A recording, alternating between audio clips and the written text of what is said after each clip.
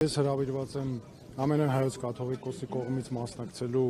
Գերագույն հոգևոր խորհրդի նիստին։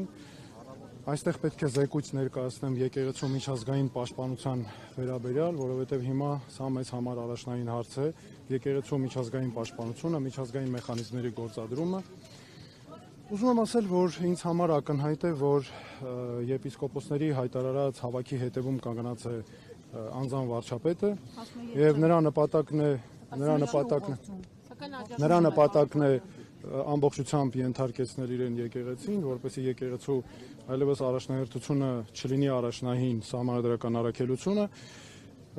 իսկ մեր սահմանադրությամբ ակնհայտ է, որ պետությունը ճանաչում է եկեղեցու ազգային եկեղեցու դերը իբրև հայաստանյան առաքելական Սուրբ եկեղեցու հայ ժողովրդի կյանքում, հոգևոր կյանքում, ազգային ինքնության պահպանման կյանքում եւ օրենքն էլ հռչակում է եկեղեցու ինքնակառավարման իրավունքը նվիրապետության սահմաններում։ Հիմա ակնհայտ է այսքանից, որ վարչապետը չունի որևէ լիազորություն միջամտելու եկեղեցու ներքին գործերին, նույն սկզբունքով էլ չունեն իշխանության որևէ ներկայացուցիչ, առավելևս պաշտոնյաներ, միջամտելու եկեղեցու ներքին գործերին։ Մենք չպետք է մոռանանք նաև, որ մեր եկեղեցին այսօր ադրբեջանական թիրախում է եւ ադրբեջանական իշխանությունը հայտարարել է պետական ծրագրով մեր եկեղեցին որպես թշնամական կառույց։ Հիմա այստեղ շատ կարեւոր է նաև գիտակցել, որ մենք չենք կարող ապրել անընդհատ ու չպետք է ապրենք անընդհատ տագնապի մեջ, անընդհատ լարվածության մեջ եւ տպավորություն լինի, որ մենք հայ ժողովուրդը պայքարում է իրար դեմ, մեր հասարակության տարբեր մասեր պայքարում են իրար դեմ, որովհետեւ այս ամենը, այս ինչ որ տեղի է ունենում, սա Հայաստանի վարչապետի Նիկոլ Փաշինյանի քաղաքական օրակարգի օգտին է, սա արդյունքում մեր երկիրը ոչ զարգանում է, սրանից մենք ոչ ունենում ենք աշխատատեղեր ունենում ենք նոր, ոչ, մեր երկիրը ամրանում է, ոչ, մենք ունենում ենք զարգացած զինված ուժեր, անվտանգություն, ադրբեջանական զինծառայողները դուրս են գալիս մեր սահմաններից, ոչ, հետևաբար սա օրակարգ է, որը մեզ պարակտում է, մեզ ավելի թուլացնում է եւ լուծումը սրա ես կարծում եմ մեկն է, մենք պետք է ունենանք այնպիսի իշխանություն, այնպիսի պետություն, որտեղ իշխանությունը չի միջամտում եկեղեցու ներքին գործերին, այլ բացառապես պահպանում է օրենքը եւ իսկ իհարկե նաեւ եկեղեցականներն կարիք չունեն այդ պարագայում զբաղեցնելու կամ հավակնելու, հայտարարելու, հավակնելու որևէ պաշտոն։ Ես կարծում եմ սրանք են լուծումները։ Միջազգային պաշտպանություն եկեղեցու։ Այսօր արժանորեն համարժեք արձագանքներ տեսնեք միջազգային հանրության կողմից եւ եթե ոչ, ապա ինչու է նաեւ եկեղեցական տարբեր այսպես կառույցները նախընտրում հերթապահ հայտարարություններով բավարարվել։ Միջազգային մեխանիզմը անպայման պետք է գործադրել մեր առաքելական Սուրբ եկեղեցին պաշտպանելու համար, որովհետև մեր եկեղեցին մեր ազգային հենասյուներից է ինքնության եւ նաեւ իր համաշխարհային թեմերով մեր անգամ երկրի ժողովրդի անվտանգության նաեւ համակարգի անբաժան մասը։ Պետք է նկատի ունենանք, որ միջազգային մեխանիզմները բարդ են եւ այո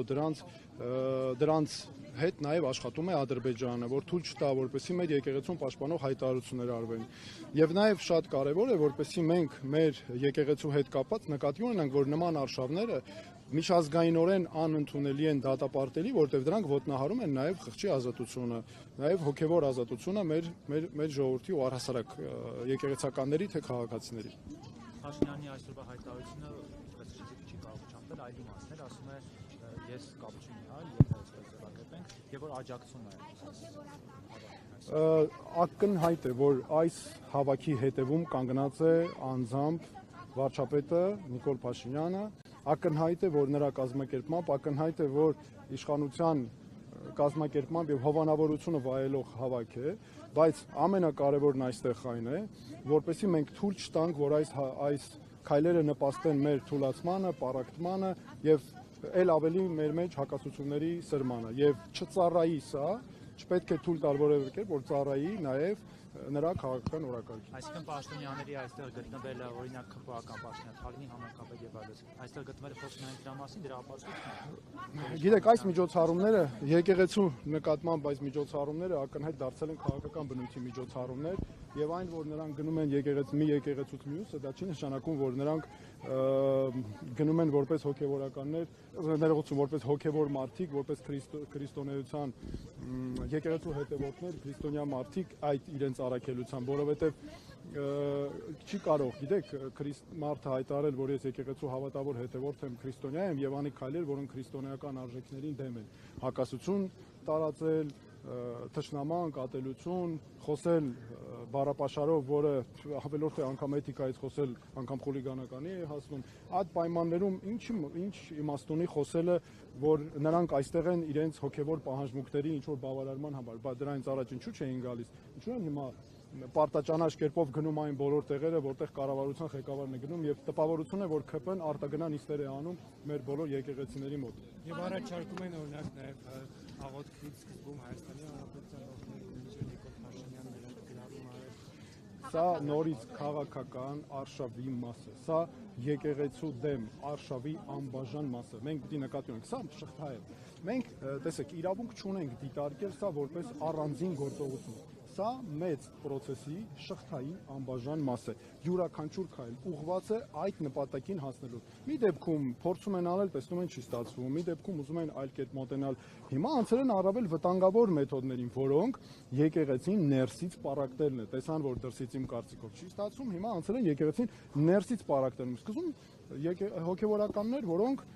ասենք ինչ-որ եկեղեցիներում են հոգևոր ծառայություն մատուցում, հետո անցան, տեսեք, ավելի բարձր դասի արդեն եպիսկոպոսների եւ այլն եւ կաթողիկոսի որոշումները առ ոչինչ են ԿԳԲ-ի գործական։ Գիտեք, դա լեյտենանտի շատ ծիծաղալի է, որովհետեւ ամենը եկեղեցու ներքին գործն է։ Կաթողիկոսի ընտրությունը, կաթողիկոսի եկեղեցու հետ հարաբերությունները, եկեղեցու ներսում եկեղեցականների հարաբերությունները, կանոնական իրավունքի կիրառումը, հոգևորականների միջև հարաբերությունները, կարգալույս լինելը, ձեռնադրումը եւ այլն, դրանց հետ իշխանությունը, աշխարհիկ իշխանությունը որևէ առնչություն չպետք է ունենա։ Դա ոչ միայն հակաէթիկական է, հակահոգևոր է, հակաեկեղեցական է, դա անօրինական է, դա ապօրինի է, ոչ միայն պարզապես ապօրինի է, այլ հաճախ նրանց գործողությունները քրեորեն պատժելի են եւ դրանք հանցակազմեր են պարունակում իրենց մեջ։ Խաթոյան, եթե կան մեղադրանքներ, որ վեհափառը գործակալ է, ինչու չկա քրեական բան։ Տեսեք, մեր երկրում իրականում պետք է լինի կա իրավունքի Այո։ Բացատրեց, ասեց, կարծում է իրանք ԽՍՀՄ քաղաքացիներ են ու ԿԳԲ-ի գործակալներ։ Գիտեք, կառավարության ղեկավարը ունի կոնկրետ լիազորություններ, կոնկրետ պարտավորություններ, շրջանակ ու ինքը կարող է անել գործողություններ, որոնց համար պետք է լիազորված լինի օրենքով։ Հիմա եթե նա այդպիսի հայտարարություններ է անում, դրա ճանապարհը շատ պարզ է, խնդրեմ հրաժարական է տալիս կամ իր այս երբ դառնա նախկին շուտով նա կարող է վերադառնալ իր թերթի խմբագրություն եւ զբաղվել հոդվածներ գրելով։ Ես կարծում եմ շատ լավ առիթ կլինի նաեւ արդեն իրավունքի գերակայության սկզբունքով դրանից հետո այդ ինչ որ գործողություններ արվեն եւ այլն, բայց այն որ երկրի վարչապետը նման այսպես լիազորություններ ունենալով նման հայտարարություններ է անում, այդ նշանակում է, որ այստեղ ավելորդ է խոսել որևէ օրենքից անգամ, այն էլ չեն խոսում ինչ աստիճան են ոտնահարվում լիազորությունները եւ իջարը գործադրվում նման բամբասանքներ տարածելու համար։ Հիմա ես չեմ հասկանում, երկրի ղեկավարը ինչ է, բամբասանք տարածող է, ասեկոսեներ տարածող է, օրենքով մեխանիզմներ կան, թող այդ մեխանիզմները հերկել, որ աղջիկ ունի, ուրեմն ունի։ ամենը նորից եմ ասում ձեզ, այս ամենը եկեղեցու դեմ, ես դիտարկում եմ եկեղեցու դեմ, արշավի մաս, վերջ։ Մենք պետք է ունենանք պետություն, իշխանություն, որը ղեկավարվում է բացառապես օրենքով։ Բացառապես մենք բոլորս հոգնել ենք այս անօրինականություն, ժողովուրդ ջան, համատարած անօրինականություն է։ Տեսեք, մենք էլ չենք քննարկում անօրինականությունները, քննարկում ենք երկրի վարչապետի պաշտոնը զբաղեցնող, երկրի ղեկավարի պաշտոնը զբաղեցնող Նիկոլ Փաշինյանը, հա, ինչ որ առավոտը արթնացավ, զգում է իրան ինչ որ չգիտեմ, հա, ինչ որ երկի տակ է զգում, ինչ որ տարբեր հոգևոր զգացողություններ ունի, մի օր զգում է քրիստոնյա, մի օր զգում է այդպես չի կարելի,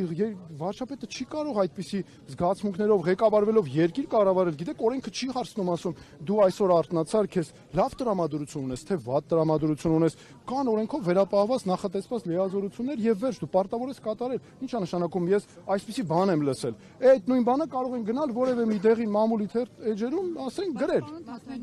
Իր խոսքերով հոգևոր նորոգումը բացատրում է այսպես, ասուրիսում ասեց Հիսուս Քրիստոսն իմ հարազատն է, Հիսուս Քրիստոսն իմ միտքն է, Հիսուս Քրիստոսն իմ Գիտեք, երկրի ղեկավարի, կառավարության ղեկավարի պաշտոնը զբաղեցնող անձի միակ հարազատը, միակ ընկերը եւ միակ ղեկավարման աղբյուրը սահմանադրությունն է եւ օրենքը, վերջ։ Ինչ է նշանակում, ես այսօր այստեղ եղա,